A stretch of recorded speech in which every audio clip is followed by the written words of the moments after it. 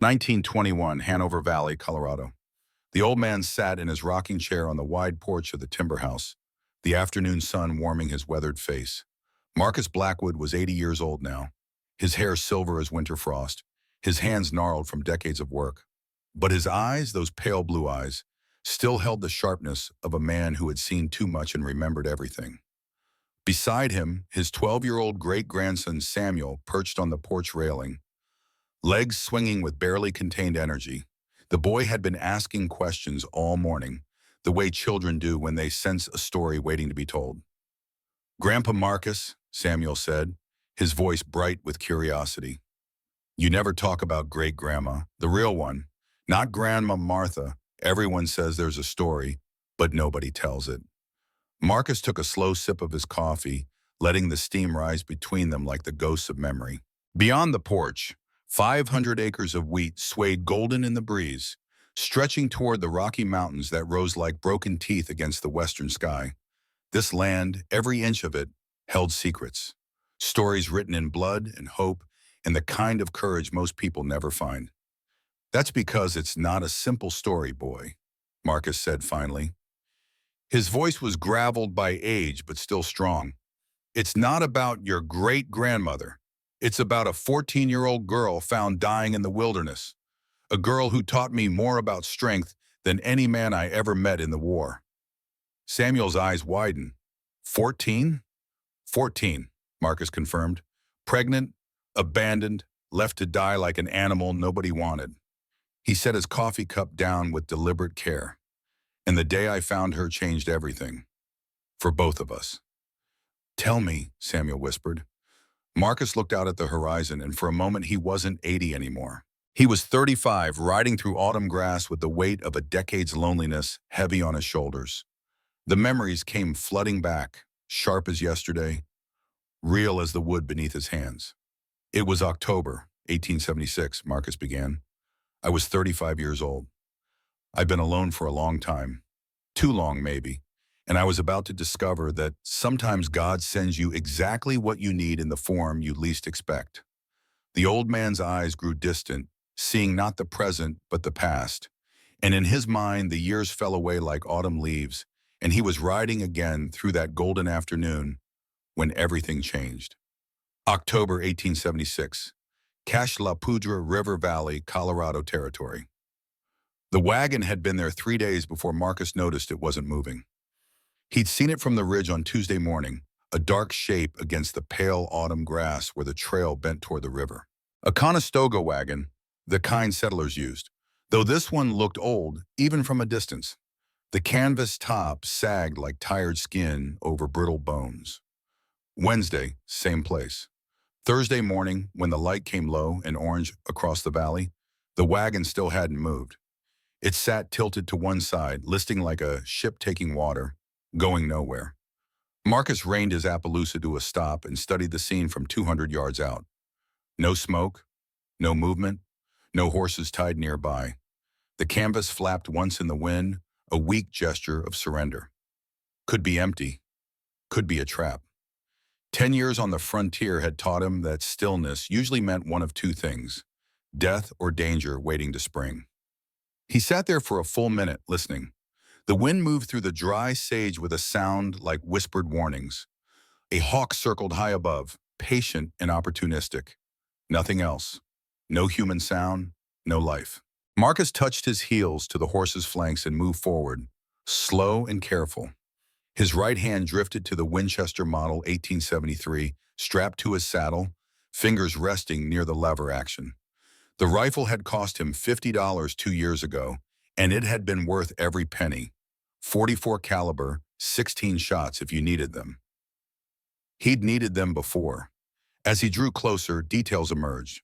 The rear wheel was broken clean through the hub, splintered wood jutting at wrong angles. The wagon listed hard to the left, the tongue resting in the dirt like something dead and discarded. The oxen were gone, cut loose, stolen, or run off. It didn't matter which. The result was the same. Whoever had been in that wagon was stranded.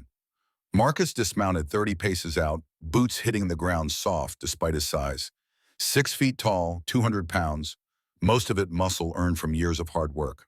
He wore a wool Pendleton coat that had cost him $12 in Fort Collins, fine leather boots worth 8. His clothes marked him as a man of means, though he dressed like a rancher. Most people who saw him assumed he was just another cattleman working hard land.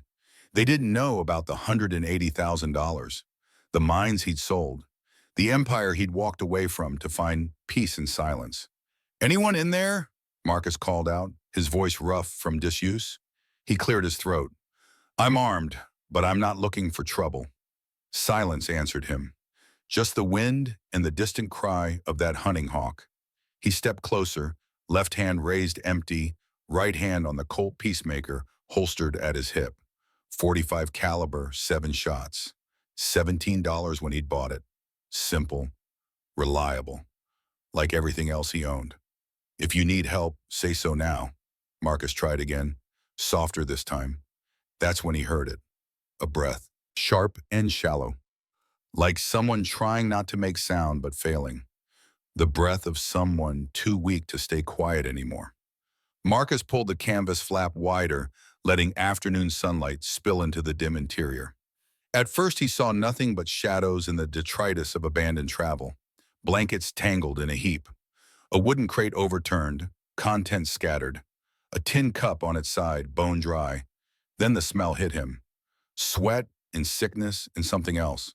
Fear. The kind of fear that seeps into everything when a person knows they're dying. "Hey," Marcus said, gentler now. "I'm here to help." A shape moved in the far corner, so slight he almost missed it.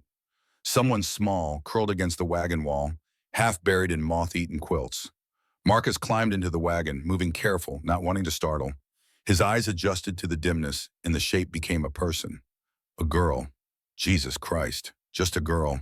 She lay on her side, knees drawn up to her chest in a tight ball of survival instinct. Her dress was calico, faded and dirty, hanging loose on a frame that was too thin everywhere except one place. Her belly. Round, swollen, unmistakable even in the shadows. Pregnant. Maybe 8 months. Marcus felt something twist in his chest, a memory, sharp and unwanted. Another girl, another time.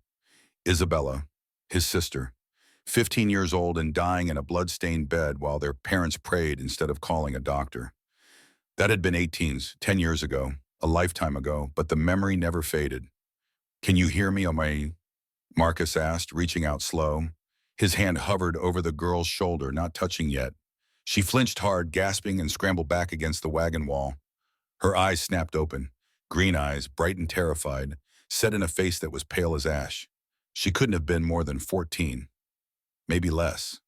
"Easy," Marcus said, raising both hands where she could see them. "Easy. I'm not going to hurt you."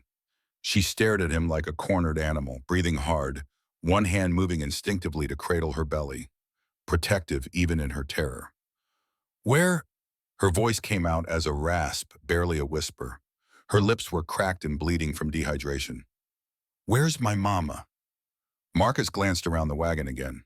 No one else, no supplies, no water barrel.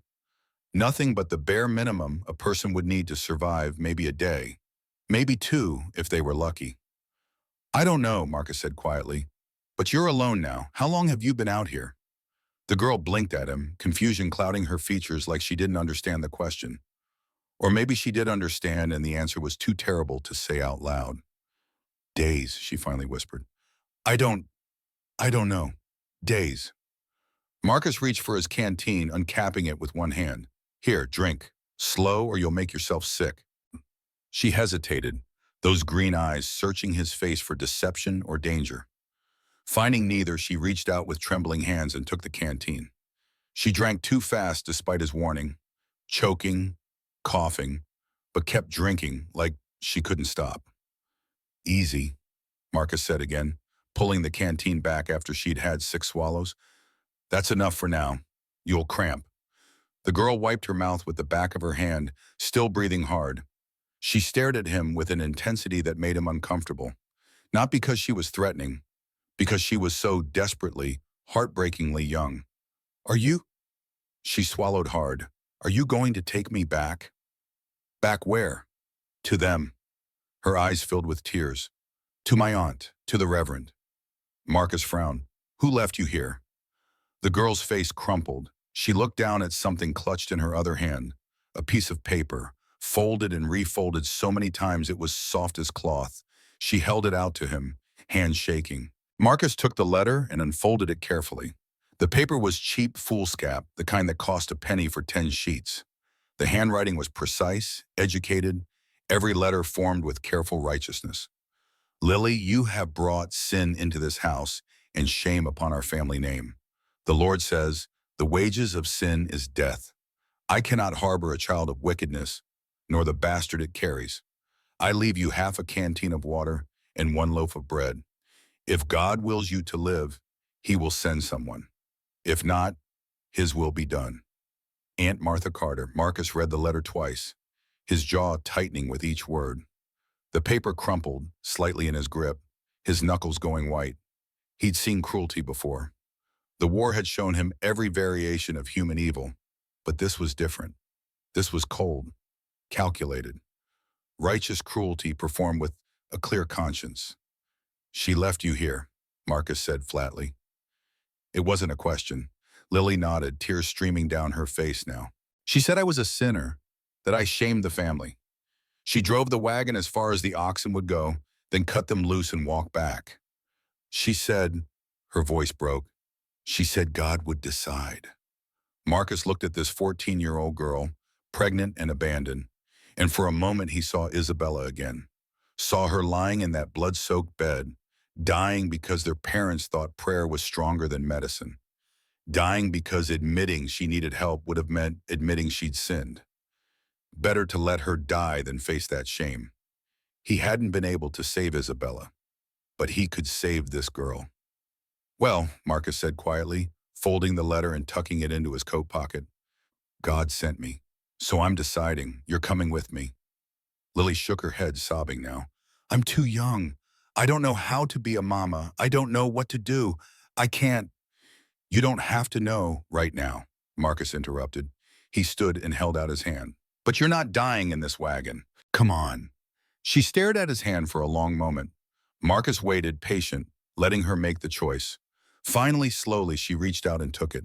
Her grip was weak, trembling. He helped her to her feet and she swayed immediately, clutching the wagon side for balance. I've got you, Marcus said, wrapping an arm around her shoulders. She was lighter than she should have been, even pregnant. 95 pounds, maybe. Malnourished, dehydrated, running on nothing but survival instinct and fear. What's your name? Marcus asked as they moved toward the wagon opening. Lily, she whispered. Lily Rose Carter. I'm Marcus, Marcus Blackwood. I have a place about 5 miles south of here. You need food, rest, and medical help. No doctor, Lily said quickly, panic flashing in her eyes. No town, please. They'll take the baby. They'll... All right, Marcus said. No doctor, not yet. But you need help, Lily. You can't stay out here. Outside, the autumn sun was warm, but the wind carried the promise of winter. Marcus helped Lily down from the wagon, supporting most of her weight.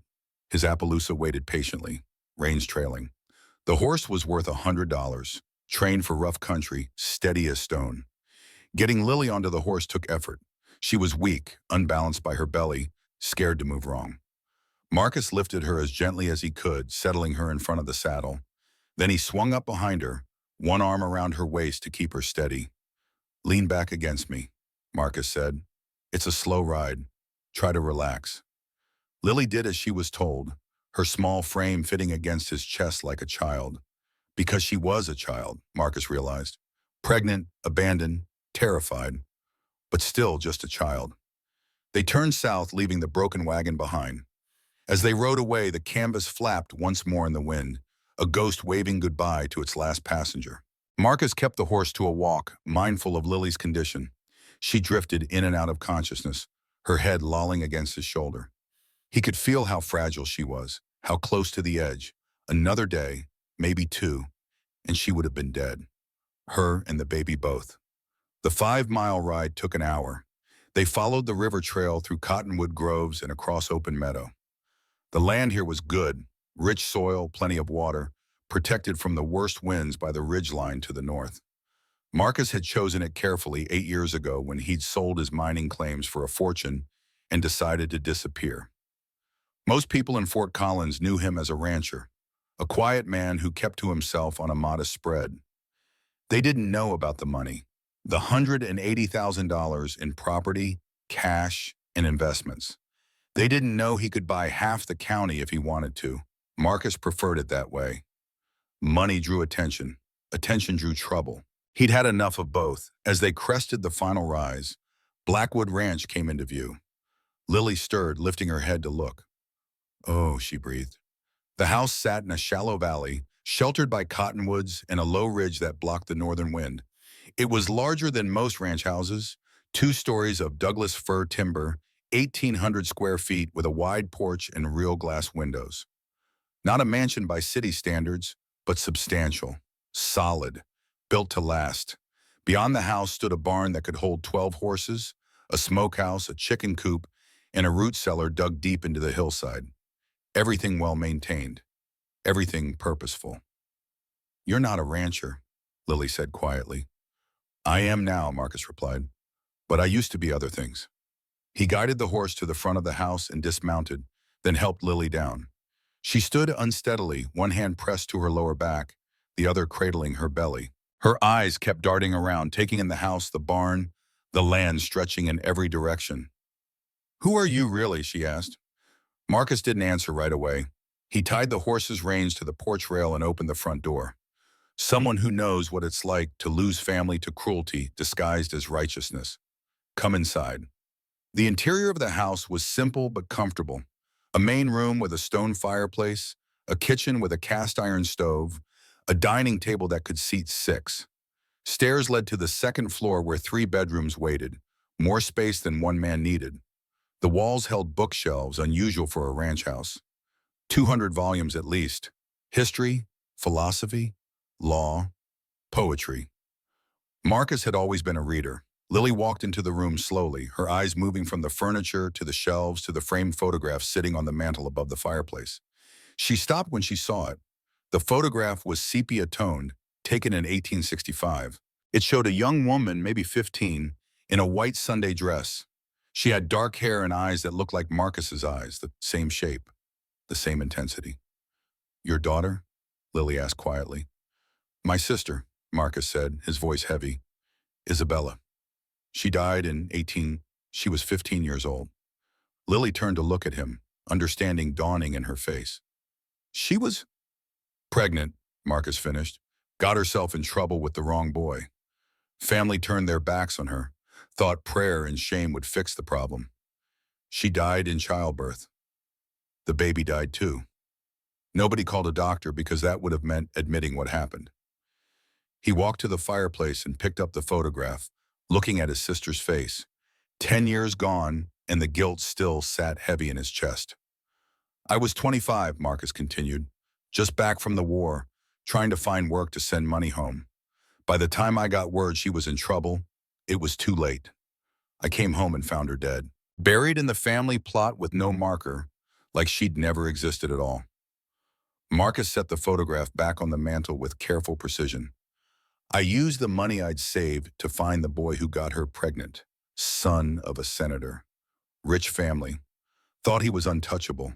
I used every dollar I had to destroy them. Hired investigators, lawyers. Made sure everyone knew what they'd done. Cost me everything, but it was worth it. He turned back to Lily. After that, I couldn't stay in Boston. Came west. Got lucky with a gold claim in California. Sold it for a fortune in 1868. Bought this land, built this house. Tried to forget. Lily was crying again, silent tears tracking down her dirty cheeks. I'm sorry. Don't be, Marcus said. I couldn't save Isabella. But I can save you.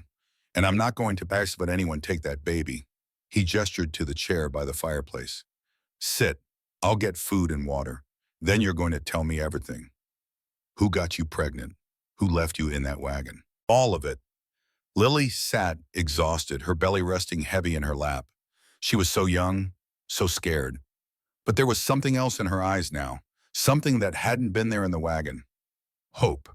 While Marcus worked in the kitchen, heating soup and slicing bread, Lily told her story. Her voice was quiet, halting, but steady enough. The story came out in pieces, fragments of a life that had fallen apart. Her parents had died of diphtheria in 1874 when she was 11 years old. Her aunt, Martha Carter, had taken her in, not out of love, but obligation. Lily had worked like a servant, slept in the barn, ate scraps, lived on the edge of the family, tolerated but not wanted. Then came February 1876. A boy named Daniel Fairchild had started coming around. 17 years old, son of Judge Cornelius Fairchild, one of the richest families in Jefferson County. Daniel had been charming, attentive. He'd promised Lily everything a frightened, lonely 13-year-old girl wanted to hear. Marriage, love, a home of her own. It happened in March, once, just once in the barn where Lily slept. Daniel had been gentle, had promised he'd marry her as soon as he turned 18 in August, had said they'd run away together. Then May came and Lily realized she'd missed her monthly courses. Twice. She told Daniel and watched his face change.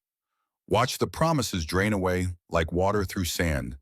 Daniel's father sent him to Philadelphia to study law, far away from scandal, far away from consequences. Lily was left alone with a growing belly and an aunt who looked at her like she was diseased. By October, Lily was 8 months pregnant and Aunt Martha had had enough. She loaded Lily into the family's old Conestoga wagon, drove out to the middle of nowhere, cut the oxen loose, and walked back to town. Left Lily with half a canteen of water, a loaf of bread, and that letter. 3 days she'd been there. 3 days without real food or water. 3 days convinced she was going to die. The Fairchilds, Marcus said when Lily finished. He stood by the stove, arms crossed, jaw tight. Judge Cornelius Fairchild. You know them? I know of them. Marcus's voice was flat. Fairchild owns 2,000 acres in the valley, worth $90,000 give or take. He tried to buy my land 2 years ago. Offered $60,000. I turned him down. Knew the value would double in 5 years. He looked at Lily. This isn't just about a girl being abandoned. This is about money and power and reputation. And they're not going to let it go. Lily's face went pale. What do you mean? I mean they'll come looking. The judge has too much to lose. If word gets out that his son got a 14-year-old girl pregnant and abandoned her, it'll destroy him. He'll want to clean it up, make it disappear. Marcus's eyes hardened, which means making you disappear. Then I should go, Lily said quickly, trying to stand. I can't. I won't put you in danger. Sit down, Marcus said firmly. She did. You're not going anywhere. I knew what I was signing up for when I brought you here. And I'm not backing down from the Fairchilds or anyone else. He brought her the soup and bread. Lily ate slowly, every bite an effort, but she finished it all. Color started to come back to her face, not much, but enough to show she might survive. After she ate, Marcus showed her to one of the upstairs bedrooms. Clean sheets, a real mattress, a window with curtains. Lily stared at it like she'd never seen anything so beautiful. Get some rest, Marcus said. I'll be downstairs if you need anything. That night, Marcus sat by the fireplace cleaning his Winchester by lamplight. The house was quiet except for the creak of floorboards as Lily moved around upstairs, settling into bed. He thought about Isabella, about the way she'd looked at him that last time. Fever-bright eyes and a too-pale face begging him to save her, to save. He'd been helpless then. 25 years old and absolutely helpless. Not this time. Around midnight, Marcus heard hoofbeats outside. Distant but deliberate.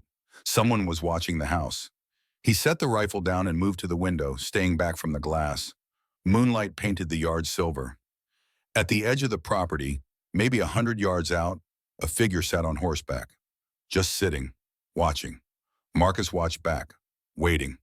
After 5 minutes, the rider turned and disappeared into the darkness. In the morning, Marcus found what the rider had left behind. A leather glove, expensive quality, lying on the front porch. Embroidered on the cuff in fine thread were 2 letters, D.F. Daniel Fairchild. Marcus picked up the glove and felt the weight of what was coming. They'd found Lily, and now they knew where she was. The war was about to begin. 3 days later, the first letter arrived. No envelope, just a single sheet of expensive bond paper, folded once and left wedged in the front door frame where Marcus would find it. The handwriting was different from Aunt Martha's letter. This was a man's hand, bold and certain, each letter formed with the confidence of someone used to being obeyed. Mr. Blackwood, you are harboring property that belongs to a respectable family. The girl known as Lily Carter is the legal responsibility of her aunt and guardian, Martha Carter. The child she carries is the product of sin and deception and is not fit to be raised by a solitary man of questionable character. We request that you return the girl before November 1st, 1876. Failure to comply will result in legal action. We are aware of your considerable financial holdings. It would be unfortunate if such wealth were to become embroiled in scandal and litigation. Sincerely, the Council of Moral Decency, Jefferson County. Marcus read the letter 3 times, then walked to the fireplace and dropped it into the flames. He watched it curl and blacken, the self-righteous words turning to ash. Lily had been watching from the stairs. "They're coming for me." "Let them come," Marcus said. "You don't understand. They have the law on their side. Aunt Martha is my legal guardian. And Judge Fairchild, he can do anything he wants. He owns the sheriff, the mayor, everyone." Marcus turned to face her. "He doesn't own me, and he doesn't own you. Not anymore." The next morning, Marcus saddled his horse before dawn and rode 60 miles to Denver. It took 2 days, pushing hard, but he made it. Denver was growing fast, becoming a real city. Banks, lawyers, courts that weren't controlled by local judges with personal stakes. He found the law office of Howard Brennan on Blake Street. Brennan was 45 years old, sharp as a razor, and expensive. $50 just to walk through his door. Marcus paid it without blinking. "I need legal guardianship papers," Marcus said.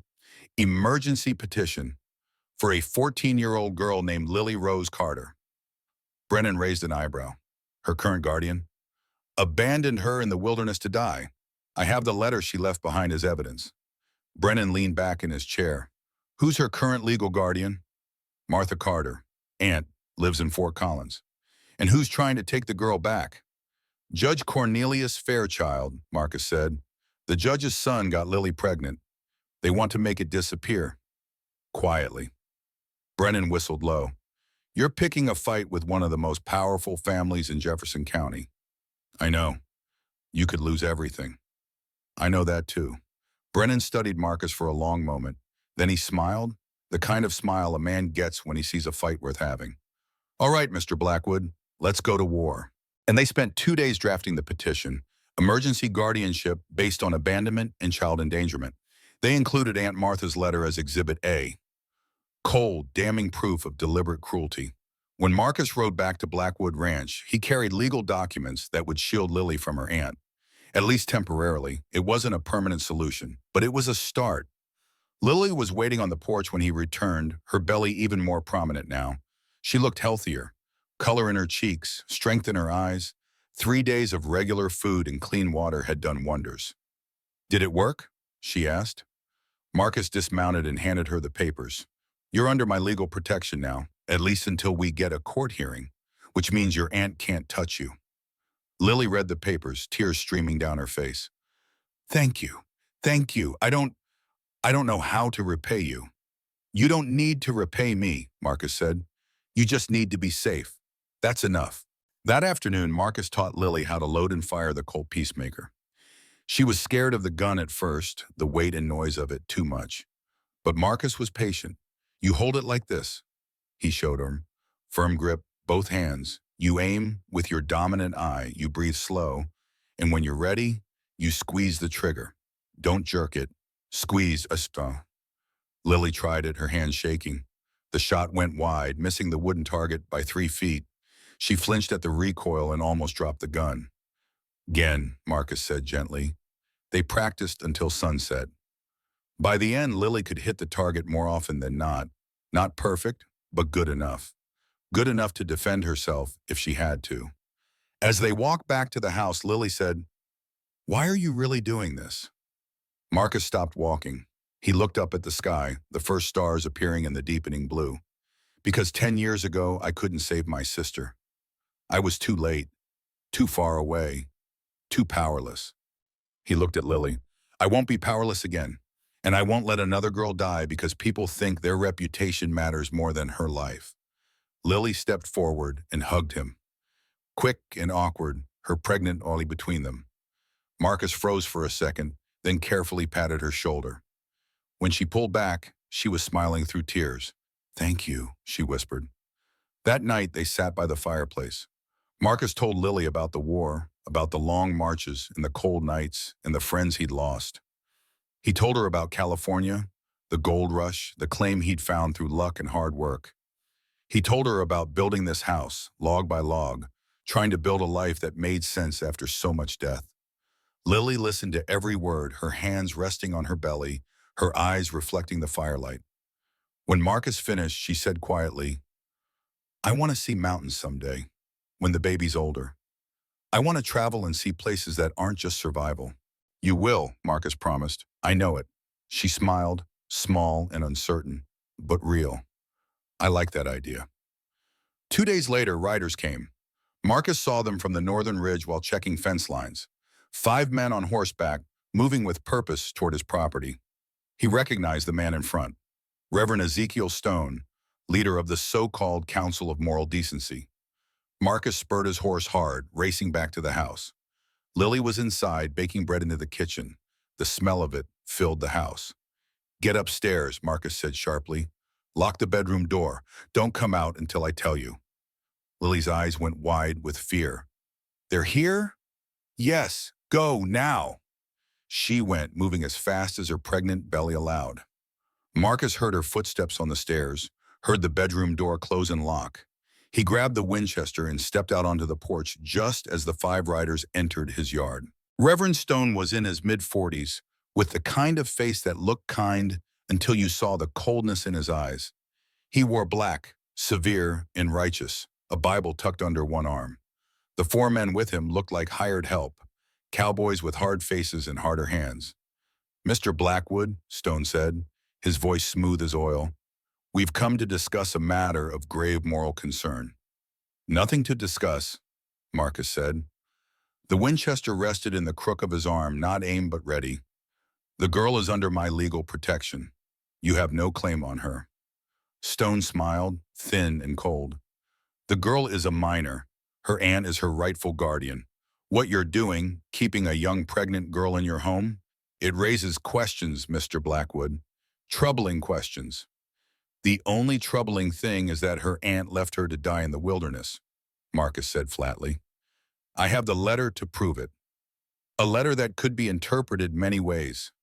Stone's smile didn't waver.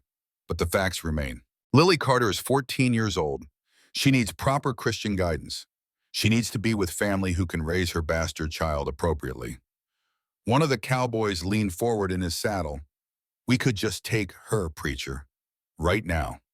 Marcus's eyes went cold. He shifted the Winchester, not raising it, but making it clear he could.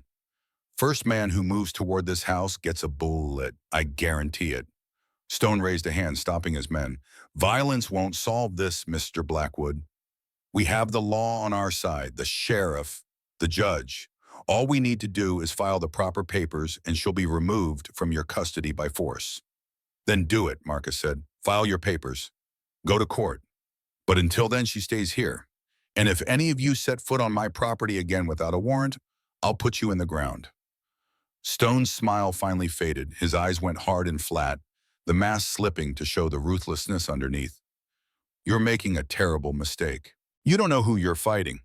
"I know exactly who I'm fighting," Marcus said. "Self-righteous hypocrites who think morality is an excuse for cruelty. I fought men like you in the war, and I buried every one of them." Stone stared at him for a long moment. Then he turned his horse. "You'll regret this, Blackwood. I promise you that." The 5 men rode away, disappearing over the ridge. Marcus stood on the porch until they were out of sight, then lowered the rifle. His hands were shaking, not from fear, from rage. Lily appeared at the door, pale and trembling. "He said he'd take me." "He won't," Marcus said. But even as he said it, he knew the real fight was just beginning. That evening, as the sun set blood red over the mountains, Marcus sat on the porch and wrote a telegram to Howard Brennan in Denver. 3 words: prepare for war. In Fort Collins, 18 miles away, Reverend Stone sat in the private study of Judge Cornelius Fairchild. The judge was 58 years old, silver-haired and distinguished, with the kind of power that came from 3 decades of controlling a county. He refused, Stone said. Fairchild nodded slowly. Then we escalate. File charges, kidnapping, corrupting a minor, whatever it takes. He poured whiskey into crystal glasses, handed one to Stone. My son's future is at stake. My reputation. I will not let some upstart miner destroy what I've built. Stone raised his glass. To justice. To necessity, Fairchild corrected. They drank, two men united by self-interest, planning the destruction of a man who'd committed the sin of choosing compassion over convenience. And in Blackwood Ranch, Lily Carter lay in bed with her hands on her belly, feeling her baby move inside her. She didn't know what was coming, but she knew deep in her bones that Marcus Blackwood would stand between her and anything that tried to hurt her. For the first time in months, she felt safe enough to sleep. 1921. The present. Old Marcus paused in his telling, lifting his coffee cup with hands that trembled slightly. Not from age alone, but from the weight of memory. Samuel sat perfectly still on the porch railing, afraid that if he moved, the spell would break and the story would end. Did they come back? Samuel whispered. Marcus nodded slowly. Oh, they came back, but not the way I expected. The Fairchilds were smarter than that. They knew force wouldn't work, so they used the one weapon I couldn't fight with a rifle. What weapon? The law. Marcus set his cup down with deliberate care. 2 weeks after that first confrontation, a man rode up to my house wearing a tin star, and everything changed. Samuel leaned forward. What happened? The old man's eyes grew distant again, seeing not the peaceful ranch of 1921, but the desperate days of November 1876. Let me show you. November 1876, Blackwood Ranch. The morning started quiet, too quiet. Marcus had learned in the war that silence before battle had its own particular weight, heavy with inevitability. He was in the barn checking on a mare that looked ready to foal when he heard the hoofbeats. Single rider, steady pace. Not aggressive, but not casual either. The rhythm of official business. Marcus walked out into the morning light, wiping his hands on a rag. The rider was Deputy Sheriff William Hartley, a man Marcus knew slightly. 38 years old, former cavalry, with the kind of weathered face that spoke of hard years and harder choices. Hartley wore his badge like it meant something, which made him rare in Jefferson County, where most lawmen were bought and paid for. Hartley reined in his Morgan horse and touched his hat brim. Morning, Blackwood. Hartley. Marcus kept his voice neutral. Little far from town for a social call. Not social. Hartley reached into his saddlebag and pulled out a folded document, sealed with red wax. Got something for you. Wish I didn't, but duty's duty. Marcus took the paper and broke the seal. His jaw tightened as he read. Territory of Colorado. Jefferson County Court. Marcus Blackwood is hereby summoned to appear before Judge Henry Morrison on November 25, 1876, to answer charges of 1. Kidnapping of a minor child, specifically Lily Rose Carter, age 14, 2. Improper conduct with a minor, obstruction of lawful guardianship, plaintiff, Martha Carter, legal guardian. Legal representation, Ernest Whitmore, Esquire, failure to appear will result in immediate arrest and forfeiture of property. The paper listed the potential penalties: 5 to 10 years in prison, seizure of assets, complete financial ruin. Marcus read it twice, then looked up at Hartley. You believe this? Hartley shifted in his saddle, uncomfortable. Doesn't matter what I believe. It's a court order. Judge Morrison's presiding, and he's fair. Fairest judge we got. But you have to appear, Marcus. If you don't, they'll send a marshal, and it'll get ugly. Who's behind this? The judge or the preacher? Does it matter? Hartley's eyes were sympathetic but firm. Fairchild has his fingerprints all over it, but it's legal. Martha Carter filed the complaint. She's the girl's guardian by law. She abandoned Lily in a wagon to die, Marcus said flatly. Can you prove it? I have the letter she left. Hartley nodded slowly. Then bring it to court. Judge Morrison will listen. But Marcus, you need a lawyer, a good one. This isn't something you fight alone. After Hartley left, Marcus stood in the yard holding the summons, feeling the trap closing around him. They'd been smart, used the one thing he couldn't shoot his way out of: the law. Lilith appeared on the porch, one hand pressed to her lower back, the other cradling her belly. She was 9 months pregnant now, ready to deliver any day. Her face had filled out over the past weeks, color in her cheeks, but fear clouded her eyes when she saw Marcus's expression. "What is it?" she asked. Marcus walked to the porch and handed her the summons. She read it, her face going pale. "They're going to take me." "No, they're not." "Marcus, it says right here, kidnapping. They're going to say you took me against my will. And my aunt, she's my legal guardian. The law is on their side." "The law is on whoever has the best lawyer," Marcus corrected. He took the summons back. "Howard Brennan is already on retainer. We knew this was coming. Now we fight it in court." "What if we lose?" Marcus looked at her, this 14-year-old girl who'd grown so much stronger in just a few weeks, and spoke the truth. "If we lose, they'll take you back to your aunt. The baby will be given to someone else, probably sold to a rich family back east, and I'll go to prison." Lily's eyes filled with tears. "Then I should go. I should leave before the court date. I can't let you lose everything because of me." "You're not going anywhere." Marcus's voice was gentle but absolute. "I made a choice when I brought you here. I knew the risks, and I'd make the same choice again." He reached out and squeezed her shoulder. "We're going to win this. Trust me." But even as he said it, Marcus felt the weight of uncertainty. He'd fought men with guns. That was simple. This was different. This was fighting men with law books and bought judges, boas, and the full weight of respectability on their side. That night, Marcus rode to Denver again. Another 2-day journey, pushing hard. He met with Howard Brennan in his office at midnight, laying out everything that had happened. Brennan read the summons and whistled low. "They're not playing around. Kidnapping charge is serious. If they make it stick, you're looking at real prison time." "Can they make it stick?" "Depends on what Lily says in court." Brennan leaned back in his chair. "If she testifies that you rescued her, that she came willingly, that her aunt abandoned her, we have a chance. But she's 14, young, scared. If the prosecutor breaks her on the stand, makes her seem confused or coerced, we're in trouble." "Lily's stronger than she looks," Marcus said. "She'll need to be." Brennan pulled out a legal pad and started writing. "We need to establish several things. First, that Martha Carter abandoned Lily with intent to cause death or serious harm.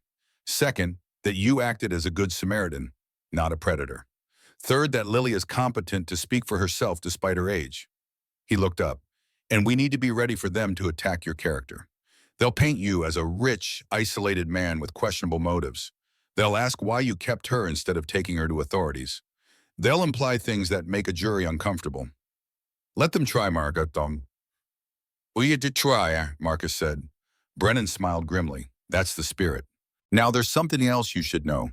I've been doing some digging into this Council of Moral Decency that sent you that letter. And it's not what it seems." Brennan pulled out a folder, spreading papers across his desk. "I hired a Pinkerton detective, Samuel Cross, former agent, good at digging up dirt. He's been investigating Reverend Stone and Judge Fairchild for the past week." Marcus leaned forward. "What did he find?" "A pattern." Brennan tapped one of the documents. "Over the past 5 years, 12 girls have come through the council system. All of them young, pregnant, unmarried. All of them from poor families. The official record says their babies were placed with good Christian families for adoption. But Cross found evidence that money changed hands. Significant money, $500 to $1,200 per child. The babies weren't adopted, they were sold." Marcus felt something cold settle in his stomach. Sold. To wealthy families back east, families who couldn't have children of their own and were willing to pay premium prices for healthy infants. No questions asked. Brennan's voice was hard.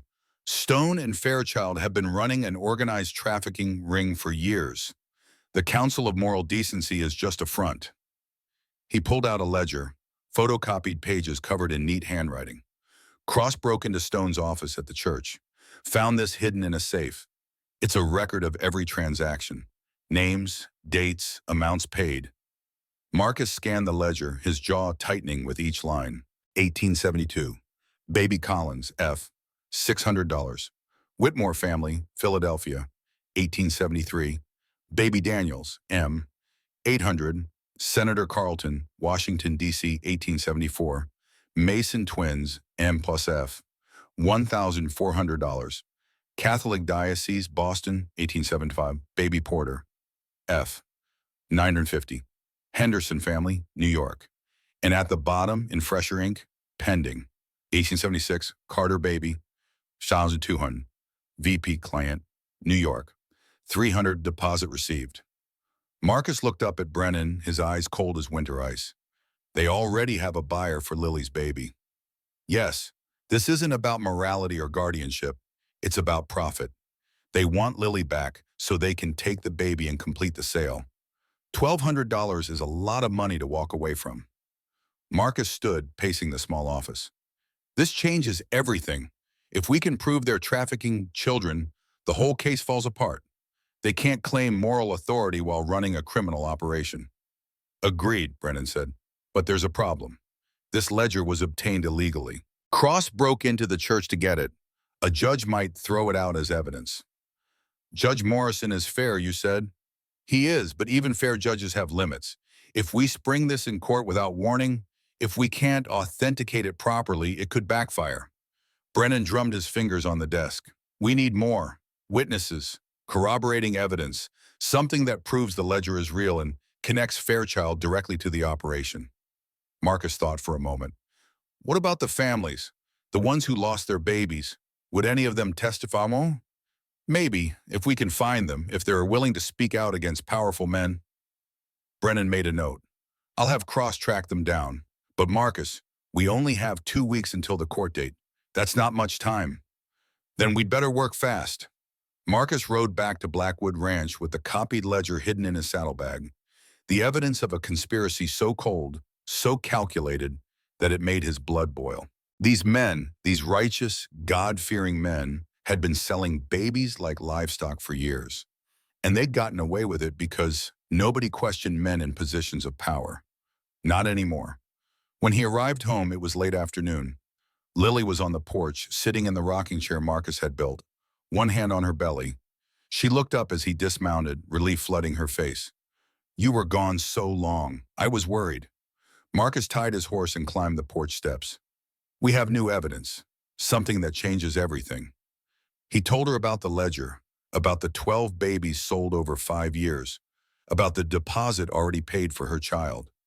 Lily listened in silence, her face going from pale to flushed with anger. They were going to sell my baby? Her voice shook. Before it was even born, they already had a buyer? Yes, Lily stood, her hands balled into fists despite her pregnant belly. I want to testify. At the trial, I want to tell everyone what they did, what my aunt did, what all of them did. Lily, testifying will be hard. They'll ask you difficult questions, personal questions. They'll try to make you look like you're lying or confused. I don't care. Her eyes blazed with a fury Marcus hadn't seen before. I'm not that scared girl in the wagon anymore. You taught me to stand up, to fight. Now I'm going to fight for my baby. Marcus looked at her, seeing the transformation. In just a few weeks, she'd gone from a terrified child to a young woman with steel in her spine. All right, we'll do it together. The next week passed in tense preparation. Brennan came to the ranch and spent hours coaching Lily on her testimony. How to stay calm under questioning. How to answer directly without getting flustered. How to tell her story with the kind of simple truth that juries believed. Lily proved to be a quick study.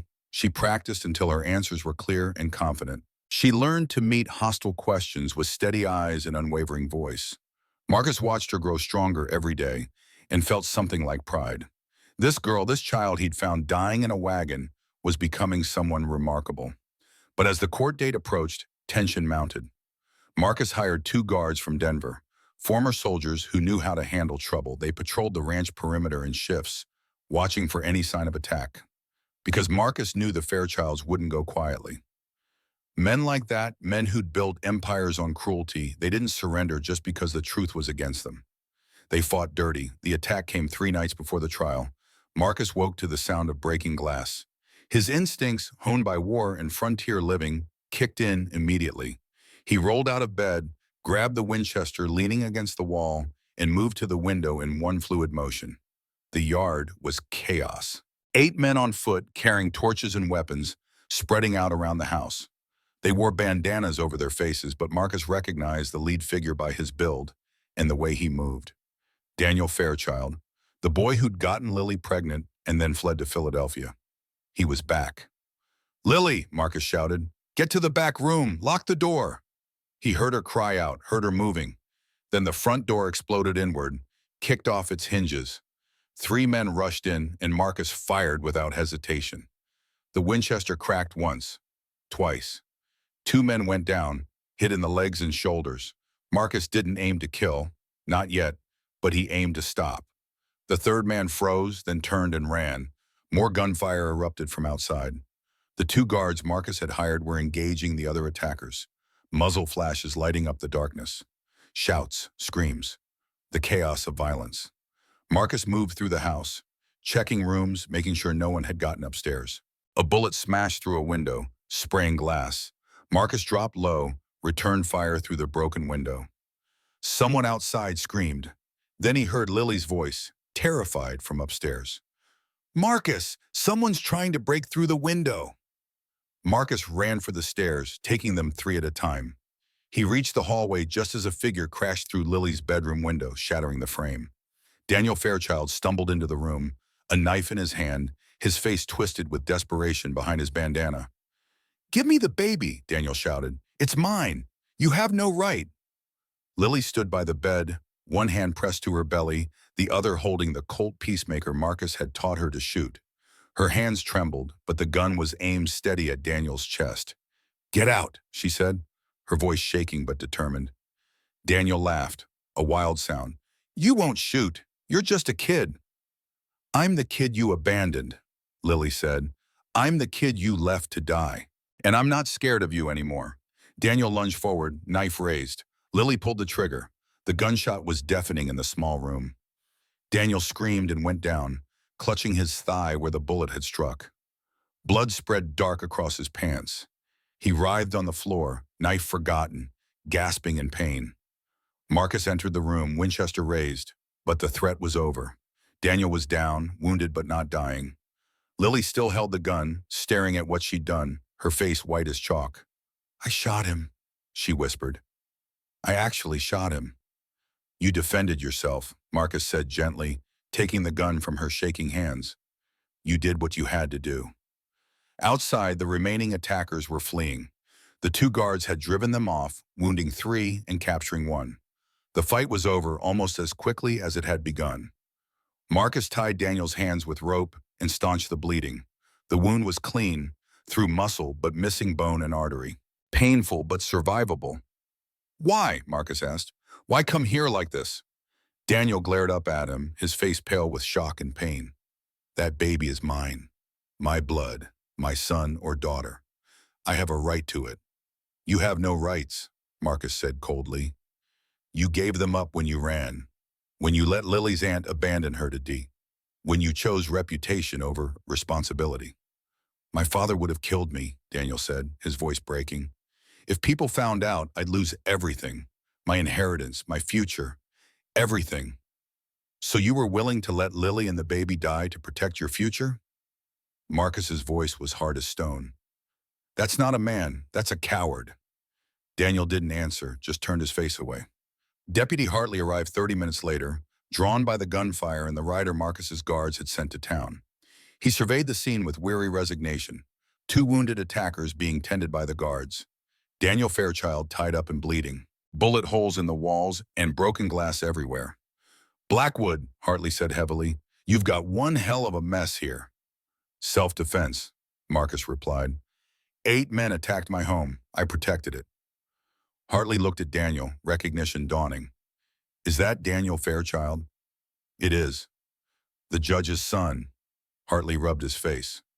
"This just got a lot more complicated." "Or simpler," Marcus said. He gestured to Daniel. "He just confessed in front of witnesses that the baby Lily's carrying is his, which means he's the one who got a 14-year-old girl pregnant and abandoned her. That's a crime, last I checked." Hartley nodded slowly. It is. Statutory crime at minimum. Maybe more, depending on circumstances. He looked at Marcus. You willing to press charges? Damn right I am. Hartley arrested Daniel on the spot, loading him into a wagon to transport to the Fort Collins jail. He also took statements from Marcus, Lily, and both guards. By the time he left, dawn was breaking over the mountains. Marcus stood in his bullet-riddled home, exhausted but grimly satisfied. The Fairchilds had overplayed their hand. They'd sent their son to attack, and now Daniel was in custody, facing criminal charges of his own. The trial was in 2 days. Everything was about to come to a head. Lily sat on her bed, staring at her hands. I shot someone, she said quietly. I actually shot a person. Marcus sat beside him. You defended yourself and your baby. There's no shame in that. Will I go to jail? No, Hartley saw the broken window, the knife. It was clear self-defense. You're not in any trouble, Lily, I promise. She looked at him, tears streaming down her face. I was so scared. But when he came through that window, when he said he'd take my baby, something changed. I wasn't scared anymore. I was angry. Good on that, Marcus said. Anger is better than fear. Anger gives you strength. She wiped her eyes. Will we win in court? I don't know, Marcus admitted, but we have the truth on our side, and sometimes that's enough. 2 days later, the courtroom in Fort Collins was packed. Word had spread about the case, about the shootout, about the charges and countercharges. Half the town wanted to see how it played out.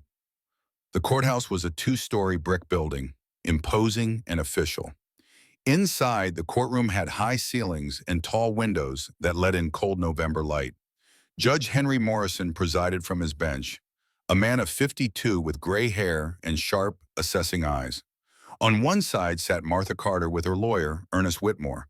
Whitmore was expensive, his suit worth more than most men made in 3 months. Paid for by Fairchild money, no doubt. On the other side sat Marcus and Lily, with Howard Brennan representing them. Lily wore a simple dress Marcus had bought her, clean and modest, her pregnant belly impossible to hide. She sat with her hands folded, trying to look calm despite the crowd staring at her. The jury box held 12 men, all over 30, weathered faces that had seen hard times. They looked at Lily with expressions ranging from sympathy to suspicion. Judge Morrison banged his gavel. This court is now in session, the case of Carter versus Blackwood, regarding custody and charges of kidnapping.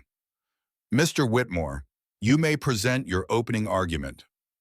Whitmore stood, smoothing his expensive suit. Your Honor, gentlemen of the jury, this is a simple case. Lily Rose Carter is a minor child, only 14 years old. Her legal guardian is her aunt, Martha Carter, who took her in after her parents died. In October, Lily ran away from home, stealing money and food. Rather than return home, she was taken in by Mr. Blackwood, a wealthy man who lives alone on an isolated ranch. He paused for effect. Mr. Blackwood claims he rescued Lily. But why didn't he take her to authorities? Why didn't he notify her legal guardian? Instead, he kept her at his ranch for weeks, teaching her to shoot guns, sleeping under the same roof. The relationship is, at best, inappropriate. At worst, it's predatory. We ask that Lily be returned to her rightful guardian immediately. Whitmore sat down, looking satisfied. The jury murmured. Brennan stood. Your Honor, gentlemen, Mr. Whitmore has told you half a story. Let me tell you the rest. Martha Carter didn't lose Lily. She abandoned her, drove her out into the wilderness in a broken wagon, cut the oxen loose, and left her to die. We have the letter Martha left behind, written in her own hand, stating that she was leaving Lily to God's judgment. He held up the letter, the paper visible to everyone in the courtroom. Marcus Blackwood found Lily 3 days later, near death from dehydration and exposure. He saved her life. He gave her food, shelter, and protection. And he did it because it was the right thing to do, not because of any sinister motive. Brennan looked at the jury. The question before you is simple. Is it kidnapping to save a child's life when her guardian has abandoned her to death? Or is it humanity? The trial proceeded with methodical intensity. Whitmore called Martha Carter to the stand first. She wore black, severe, and righteous, her face set in lines of wounded dignity. Mrs. Carter, Whitmore said gently, tell the court what happened with Lily. Martha dabbed at her eyes with a handkerchief. Lily was a difficult child, willful, disobedient. When I learned she was with child, I tried to guide her back to righteousness, but she ran away, taking money and food. I searched for her everywhere. When I heard Mr. Blackwood had her, I was so relieved, but he refused to return her. Did you abandon Lily in the wilderness? Of course not. Martha's voice rose with indignation. I would never do such a thing. Whatever Mr. Blackwood told you is a lie designed to discredit me and keep Lily under his influence. Brennan stood for cross-examination. Mrs. Carter, do you recognize this letter? He showed her the paper Marcus had found in the wagon. Martha's face went white. I, I don't, it's written in your handwriting, isn't it? Here, where you say, I leave you half a canteen of water and one loaf of bread. If God wills you to live, he will send someone. If not, his will be done. You wrote that, didn't you? Martha's mouth opened and closed. I, I was trying to teach her responsibility, to make her understand the gravity of her sin. By leaving her to die in the wilderness? Brennan's voice was cold. That's not teaching, Mrs. Carter. That's attempted murder. The courtroom erupted in whispers. Judge Morrison banged his gavel. Order! The trial continued into the afternoon. Lily took the stand, her hands trembling, but her voice steady. She told her story simply, without embellishment. The pregnancy, Daniel's promises, his abandonment, her aunt's cruelty, the 3 days in the wagon waiting to die, Marcus finding her. Whitmore tried to break her on cross-examination. Isn't it true that Mr. Blackwood kept you isolated on his ranch? That he taught you to use weapons? That you slept in his house, alone with him? He saved my life, Lily said firmly. He gave me food and safety. He treated me with more kindness than anyone in my family ever did. And yes, he taught me to protect myself, because people like Daniel Fairchild proved I needed to know how. The mention of Daniel's name caused another stir.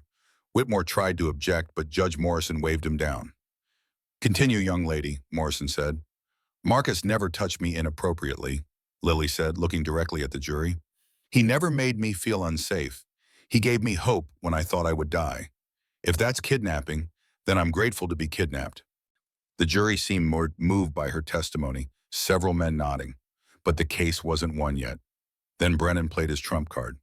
Your Honor, he said, the defense calls Samuel Cross, Pinkerton detective, to the stand. Cross was a hard-looking man in his 40s with the kind of face that had seen everything and been surprised by none of it. He took the stand and was sworn in.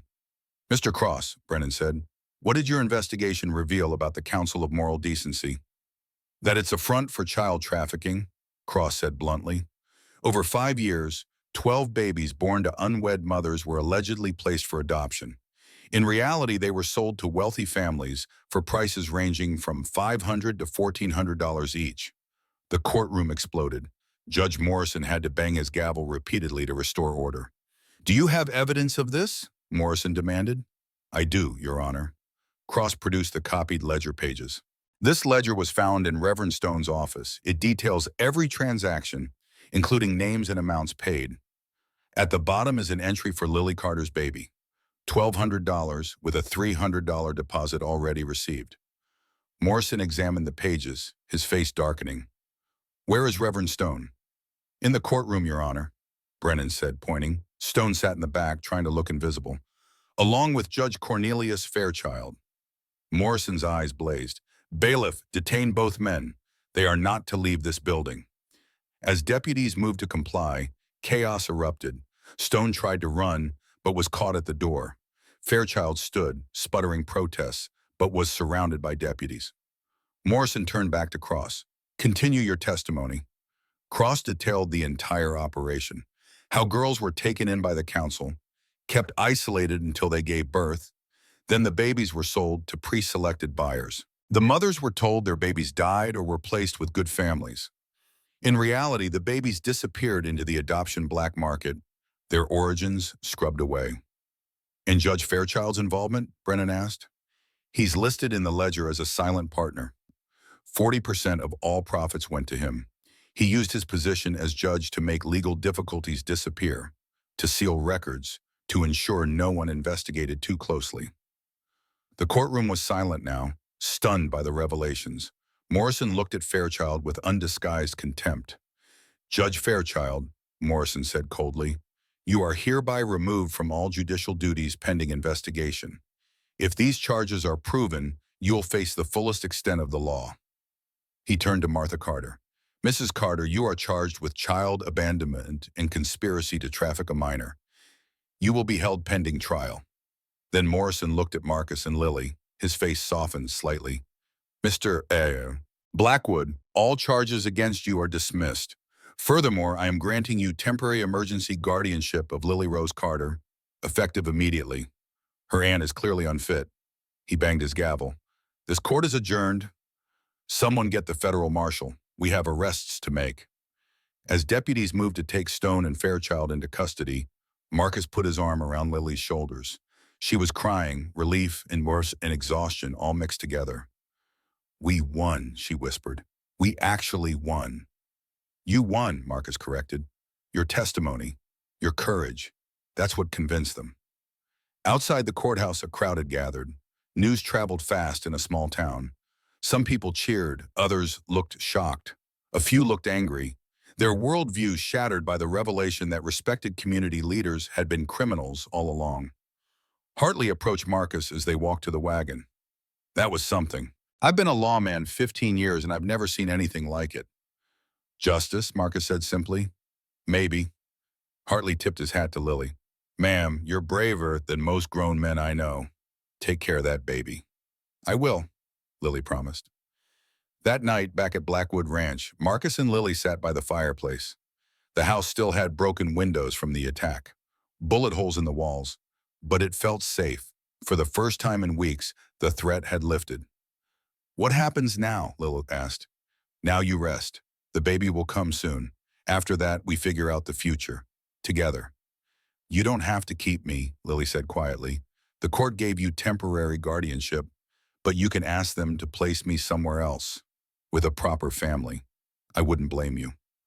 Marcus looked at her, this girl who'd faced down attackers and testified in court and shot a man to protect her child. "Lily, you are family. If you wanted to stay, you stay. For as long as you need. Forever, if that's what you want." Lily smiled through fresh tears. "I'd like that." But even as they sat in peace, Marcus knew the danger wasn't completely over. Daniel Fairchild was in jail, but he'd been released on bail pending trial. Judge Fairchild, despite his arrest, still had connections and money. Stone was in custody, but his followers were scattered throughout the county. 3 nights later, Marcus received a letter. No signature, but he recognized the handwriting, Cornelius Fairchild's elegant script. "Blackwood, you have destroyed my family. My name, my legacy. My son faces prison because of that girl's lies. Do not think this is over. Power has many forms. I still have friends, and accidents happen on isolated ranches. Watch yourself, and watch the girl. Pregnancy is such a dangerous time." Marcus burned the letter in the fireplace, but the threat lingered. Fairchild was desperate now, which made him dangerous. A cornered animal fought hardest. Marcus doubled the guards, bought more ammunition, taught Lily defensive positions in the house, showed her how to barricade doors if needed, and he waited. 3 nights after the trial, Marcus received a letter slipped under his door. No envelope, just expensive paper folded once. He recognized the handwriting immediately. "Blackwood, you destroyed my son's future, my family's name. 30 years of building respect in this territory, gone because you chose to harbor a lying girl. My career is over, my reputation is ashes, but I still have resources. I still have friends who owe me favors. Watch the girl carefully. Childbirth is dangerous. So many things can go wrong. Accidents happen even in the safest homes. And you, Blackwood, enjoy your ranch while you can. Land titles can be challenged. Bank accounts can be frozen. A man can lose everything overnight when the right people decide he should. This isn't over." C.F. Marcus read the letter twice, then walked to the fireplace and fed it to the flames. The paper curled and blackened, Fairchild's threats turning to ash and smoke. Lily appeared in the doorway, wrapped in a shawl, her pregnant belly prominent. "Another letter?" "Nothing that matters," Marcus lied. But it did matter. Fairchild was desperate, cornered, and dangerous. Men like that didn't accept defeat. They struck back however they could, whenever they could. Marcus doubled the guard rotations, checked and rechecked the weapons, taught Lily how to barricade the bedroom door from inside, and he waited. Because he knew, with the certainty that came from years of war and survival, that Fairchild would make one final play. The only question was when, and whether Marcus would be ready. 1921, the present. Marcus Blackwood stopped speaking. His weathered hands gripped the arms of his rocking chair, knuckles white with the memory of that terrible night. Samuel sat frozen on the porch railing, eyes wide, hardly daring to breathe. "Grandpa," Samuel whispered, "what happened? Was Grandma Lily okay? Was the baby?" The old man's face was carved from stone, every line a testament to battles fought and barely won. "That night, boy, was the longest of my life. Lily upstairs, screaming in labor.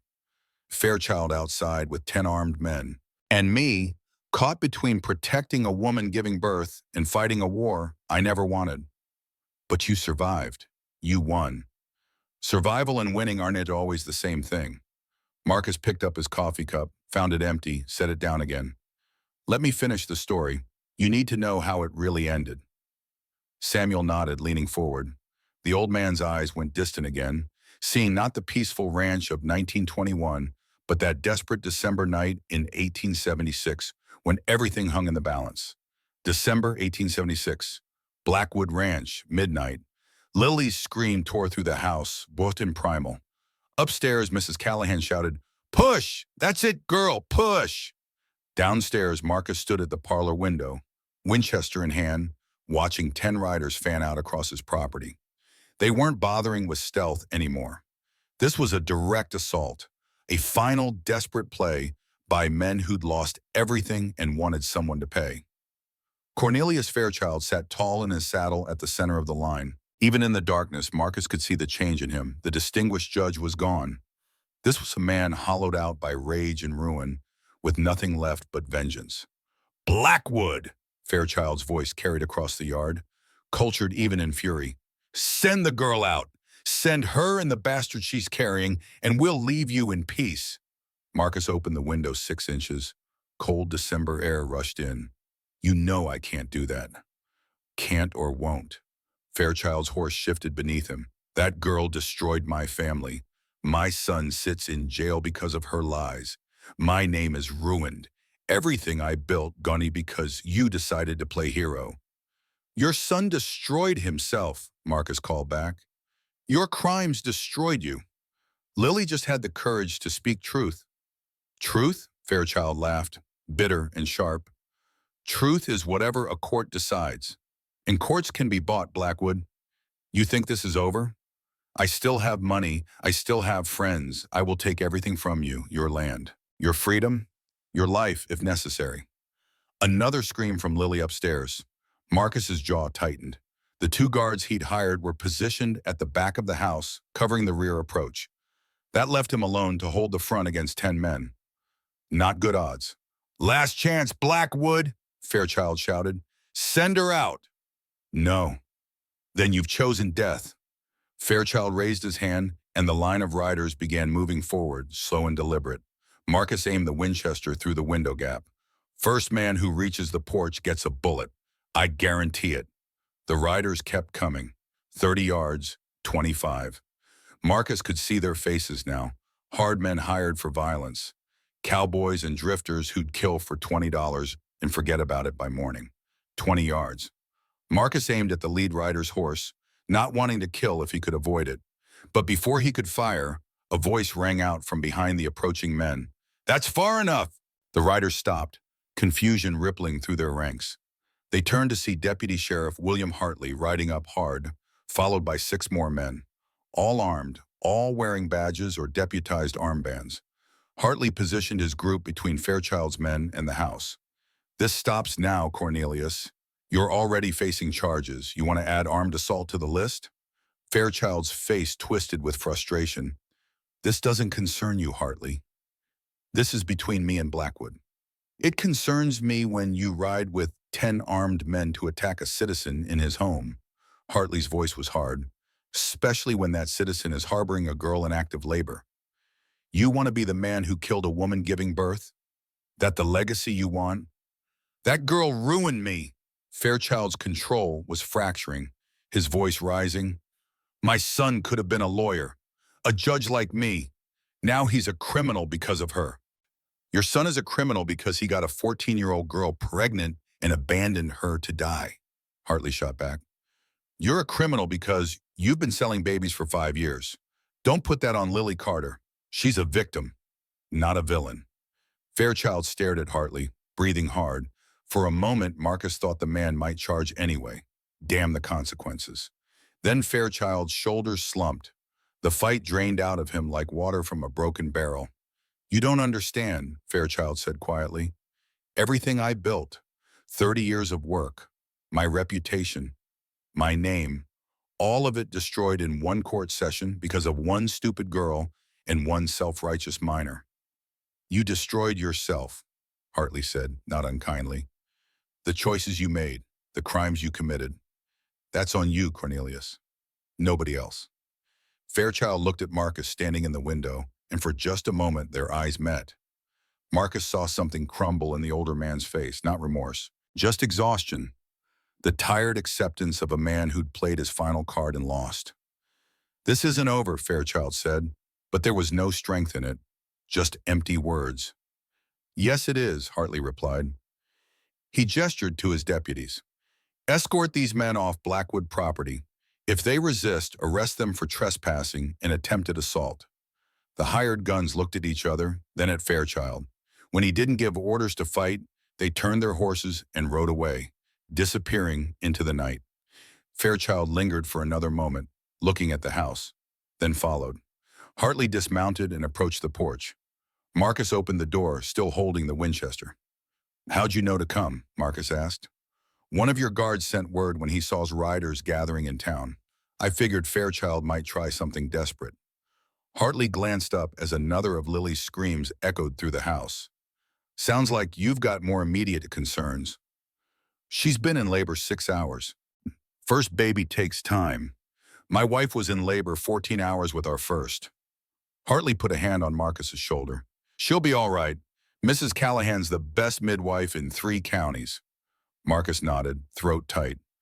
Thank you for coming, for stopping them. Doing my job. Hartley turned to leave, then paused. Marcus, I meant what I said in court. That girl's got more courage than most grown men. You did right by her. Whatever else happens, remember that. After Hartley and his deputies left, Marcus locked the door and leaned against it, exhaustion washing over him. The Winchester felt heavy in his hands. He set it aside and climbed the stairs, drawn by Lily's labored breathing and Mrs. Callahan's steady encouragements. He stopped outside the bedroom door, not entering but listening. Lily was crying now, not just from pain, but from exhaustion and fear. I can't, she sobbed. I can't do this. It hurts too much. You can and you will, Mrs. Callahan said firmly. You've come this far, girl. Don't you dare give up how. Your baby needs you to be strong. I'm not strong. I'm just a kid. I don't know how to be a mother. Nobody knows until they do it. Now push. Marcus stood in the hallway, fists clenched, feeling more helpless than he'd ever felt facing armed men. This was a battle he couldn't fight for her. Lily had to do this alone. But she wasn't alone, not really. Lily, Marcus called through the door. I'm here, right outside. You're doing great. Just a little more. Marcus? Her voice was weak, desperate. I'm here. I'm not going anywhere, and neither are you. You're going to do this. You're going to bring your baby into this world. Because you're the strongest person I know. A moment of silence. Then Lily screamed again, but this time there was determination in it, strength. That's it, Mrs. Callahan shouted. One more push, one more. And then cutting through all the pain and fear and exhaustion came a new sound, high and wavering. The cry of a newborn baby announcing its arrival to the world. Marcus's knees went weak with relief. He gripped the door frame, blinking back tears he hadn't cried since Isabella died. The bedroom door opened. Mrs. Callahan stood there, her sleeves rolled up, hair disheveled, holding a small bundle wrapped in a clean blanket.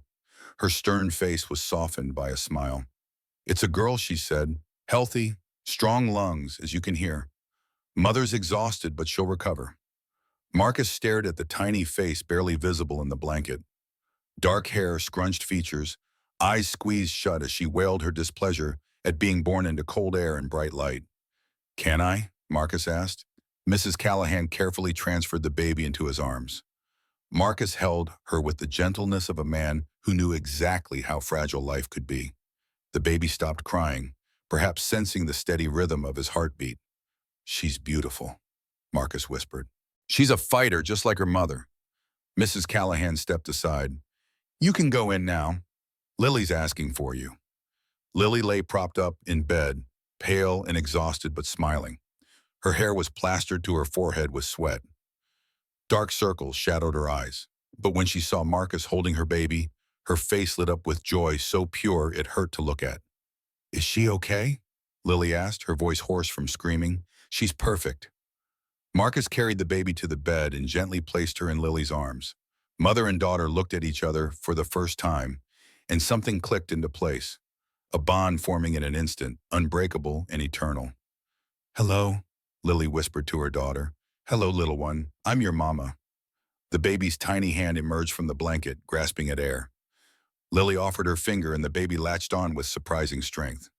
"She's strong," Lily said, laughing through tears. "Just like you said she'd be. She takes after her mother." Marcus sat on the edge of the bed. "Have you thought about a name?" Lily gazed at her daughter, considering. "Hope. I want to call her Hope." "Hope," Marcus repeated. The word felt right. After all the darkness, all the fighting, all the fear, here was hope made flesh. A new life beginning where another had almost ended. "Hope Elizabeth Blackwood," Lily said firmly, "if that's okay with you." Marcus's breath caught. "Blackwood? You saved me. You protected me. You stood against everyone who tried to hurt us." Lily looked at him with eyes that had seen too much darkness but still held light. "You're more of a father to this baby than Daniel Fairchild ever could be. So yes, Blackwood, if you'll have us." Marcus felt something crack open in his chest. A wall he'd built 10 years ago when Isabella died, when he'd decided it was safer to live alone than risk losing someone again. But walls couldn't stand forever. "Not against this." "I'd be honored," he said quietly. They sat in silence for a while, watching Hope sleep. Mrs. Callahan bustled around, cleaning up, checking Lily's condition, making sure everything was as it should be. Outside, dawn was breaking, painting the sky in shades of gold and pink. A new day, a new beginning. But the past wasn't done with them yet. 6 weeks later, in late January 1877, Marcus received word that Daniel Fairchild had escaped custody. The jail in Fort Collins was secure enough for common criminals, but Daniel's father still had friends, still had money to bribe guards and arrange escapes. Daniel had disappeared into the night, destination unknown. Marcus increased security again, hired more guards, kept weapons loaded and within reach. But days passed with no sign of Daniel. Christmas had come and gone weeks ago. Now it was late January and still nothing. Lily recovered her strength, learning to care for Hope with the fierce dedication of a young mother who'd almost lost everything. She was natural at it, intuitive despite her fears of inadequacy. Hope thrived, growing larger and more alert every day. Marcus watched them together and felt something he hadn't felt in years: contentment, purpose, family. But he couldn't shake the feeling that Daniel was out there somewhere, waiting, planning. The attack came 3 weeks later, in mid-February, on a bright winter afternoon when the guards had been lulled by false security. Marcus was in the barn, checking on the pregnant mare that had finally foaled. A healthy colt, all legs and curiosity. He heard the commotion from the house, shouting, and Lily's scream. "Lily!" Marcus ran from the barn, pistol in hand. He burst through the kitchen door to find chaos. One guard was on the floor, knocked unconscious. The other was struggling with an intruder near the stairs. And standing in the parlor, wild-eyed and desperate, was Daniel Fairchild. He looked terrible. Gaunt, unshaven, his clothes ragged from weeks on the run. But he held a hunting knife, and his eyes were those of a cornered animal with nothing left to lose. "Where is she?" Daniel demanded. "Where's Lily?" Where's my baby?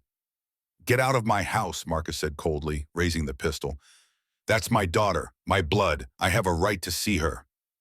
You have no rights. You gave them up when you abandoned Lily to die. Daniel laughed, a broken sound. I was 17, a kid. My father controlled everything. He sent me away. He said he'd handle it. I didn't know they were going to leave her in the wilderness. I didn't know.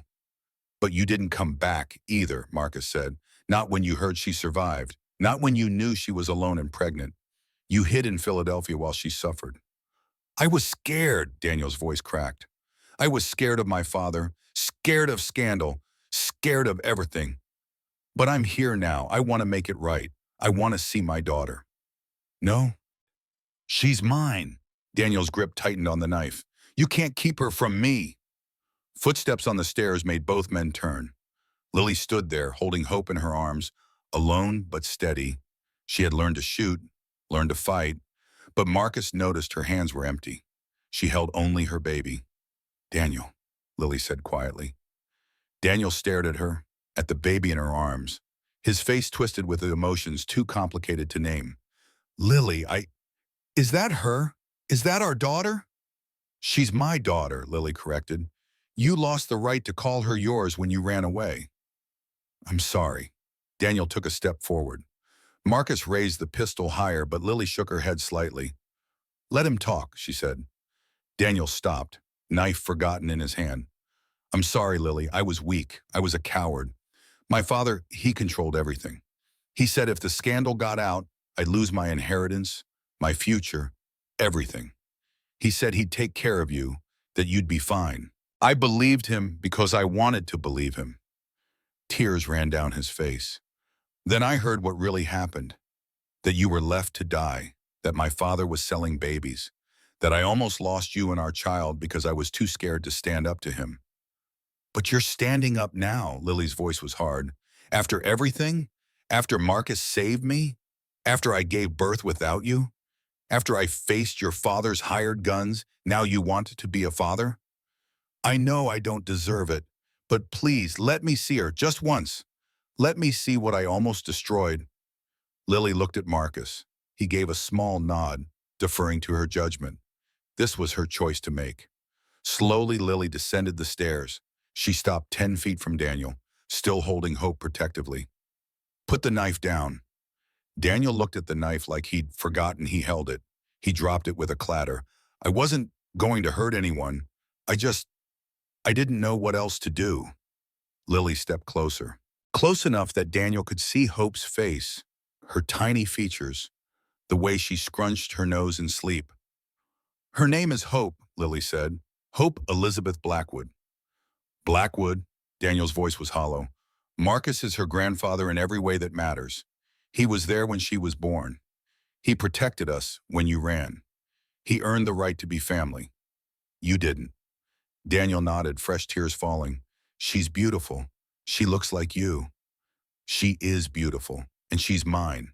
Not yours, not your father's. Mine. Lily's voice was steel wrapped in velvet. You will never touch her. You will never claim her. You will never be part of her life. Do you understand? Lily, please. Do you understand? Daniel's shoulders slumped in defeat. Yes, I understand.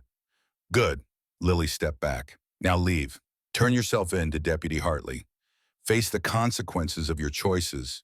Maybe if you serve your time and prove you can be a man instead of a coward, I'll let her know you existed. But that's all you'll ever be to her, a name, a cautionary tale. Marcus expected Daniel to argue, to beg, to fight. Instead, the young man just nodded. The fight had gone out of him completely. He looked at Hope one last time, memorizing her face, then turned and walked out the door. Marcus followed him outside. Daniel mounted a horse tied near the barn, a stolen animal by the look of it. I'll turn myself in, Daniel said dully. You have my word. Your word means nothing, Marcus replied, but I believe you'll do it anyway, because you're too tired to run anymore. Daniel nodded. Take care of them, Lily and Hope. They deserve better than me. I know they do. Daniel rode away, a broken figure disappearing into the winter afternoon.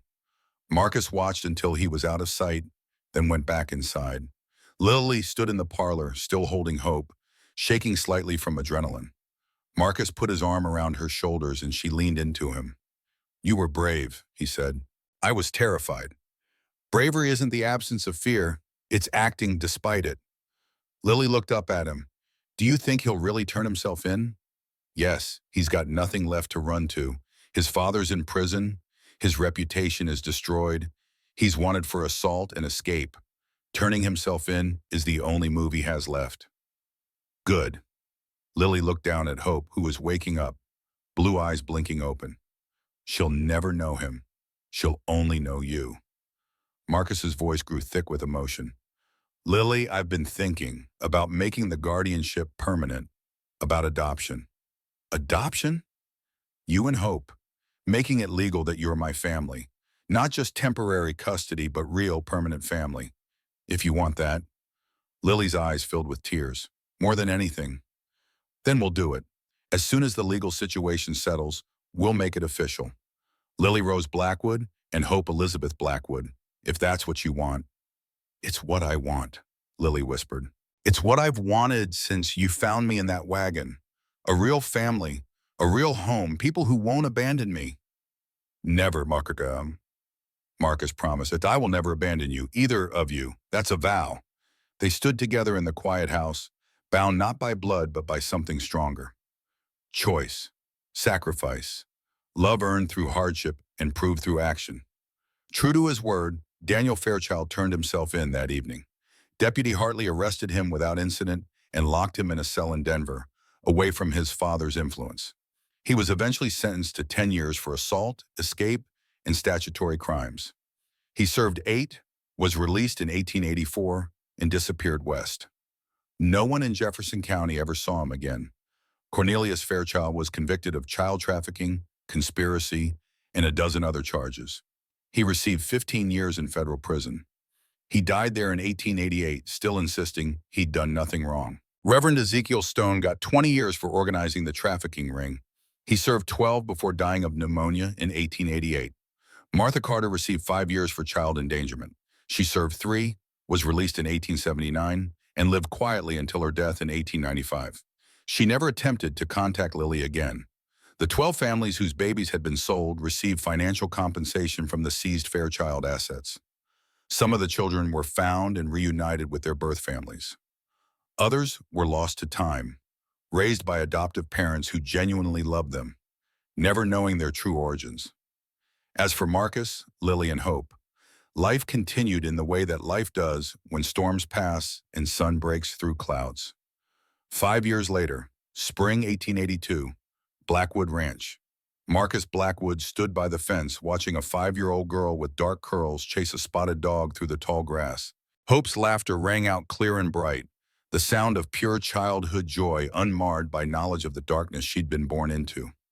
Beside him, Lily stood with one hand shading her eyes. She was 19 now, no longer the terrified child he'd found dying in a wagon.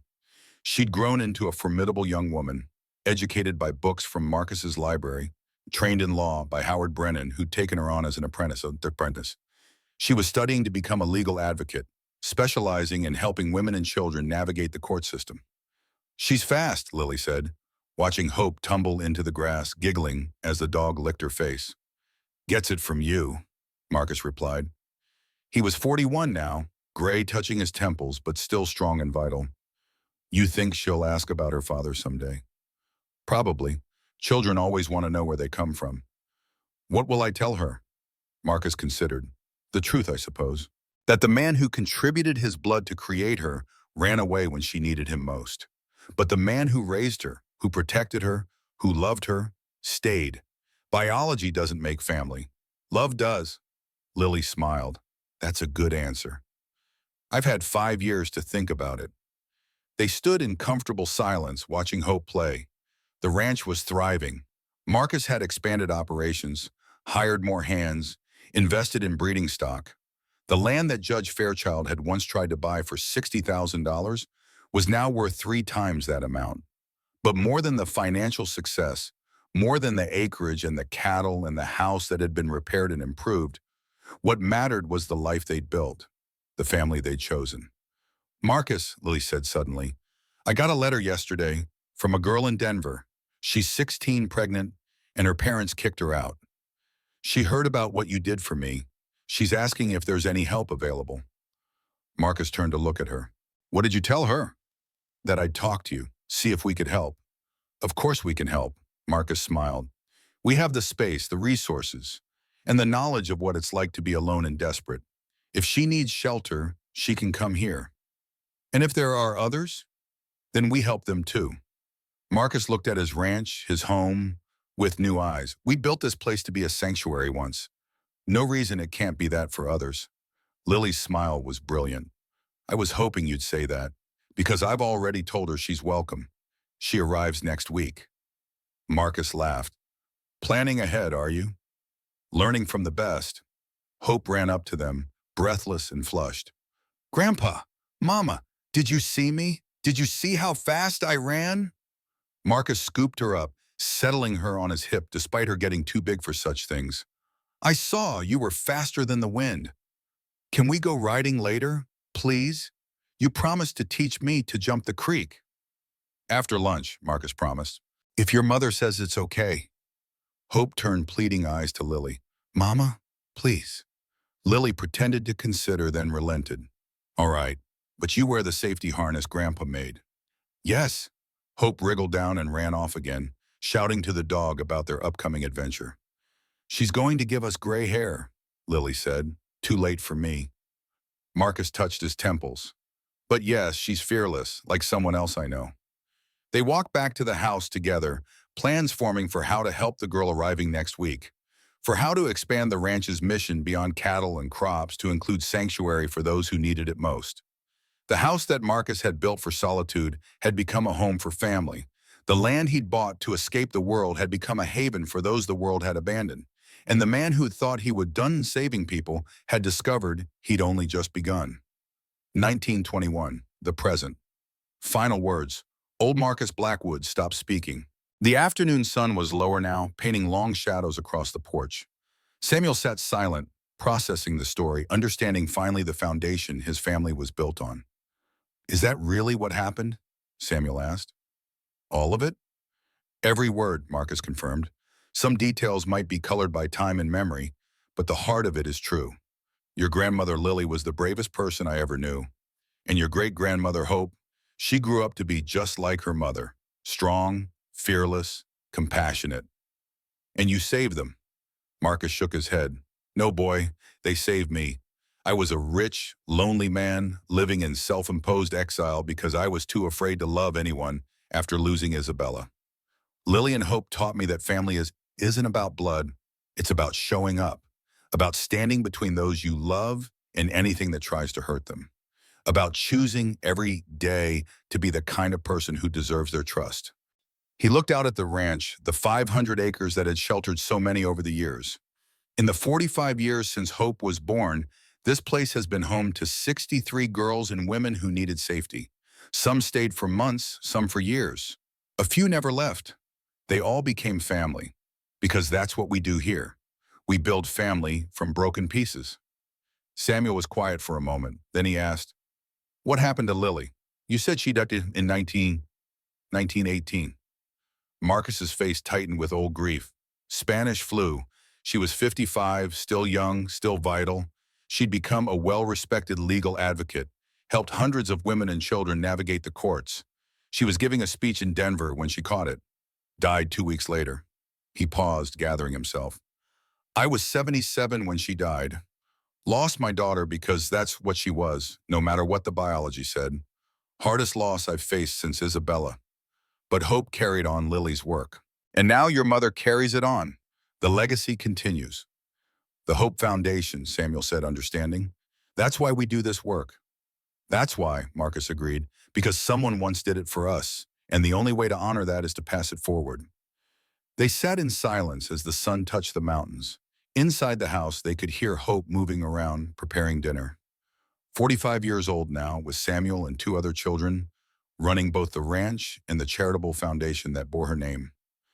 Thank you for telling me, Samuel said finally. I always knew our family was different. Now I know why. Marcus reached over and squeezed his great-grandson's shoulder. You're part of something important, boy. Remember that. When life gets hard, when people tell you that helping others is naive or foolish, remember where you came from. Remember that your great-grandmother was left to die in a wagon, and someone chose to save her anyway. That one choice changed everything. I'll remember, Samuel promised. Marcus Blackwood nodded, satisfied. The story was told. The legacy was passed down, and in the telling, the old man felt lighter, as if speaking the words had lifted some ancient weight from his shoulders. He lived 3 more years after that conversation, dying peacefully in his sleep in 1924 at the age of 83. He was buried on a hill overlooking the ranch, next to Lily, who'd been laid to rest 6 years earlier. Hope Blackwood continued running the ranch and foundation until 1955, when she passed it to Samuel, who'd grown into a man who understood the weight and privilege of the family legacy. The foundation still operates today, helping vulnerable women and children find safety and rebuild their lives. The ranch still stands, 500 acres of Colorado soil that has sheltered countless souls over the decades. And in every generation, the story is told. The story of Marcus Blackwood, a rich man who chose compassion over convenience, and Lily Rose Carter, a 14-year-old girl who found courage in her darkest hour, and Hope Elizabeth Blackwood, born in the middle of a battle and raised in the heart of love. It's a story about family, not the family you're born into, but the family you choose, the family you fight for, the family you build from nothing but will and love and stubborn refusal to abandon those who need you most. And it's a story that reminds us, generation after generation, that one person choosing to do right can change the world. Not the whole world, perhaps, but the world of one desperate girl in a broken wagon. And sometimes that's enough. Sometimes that's everything.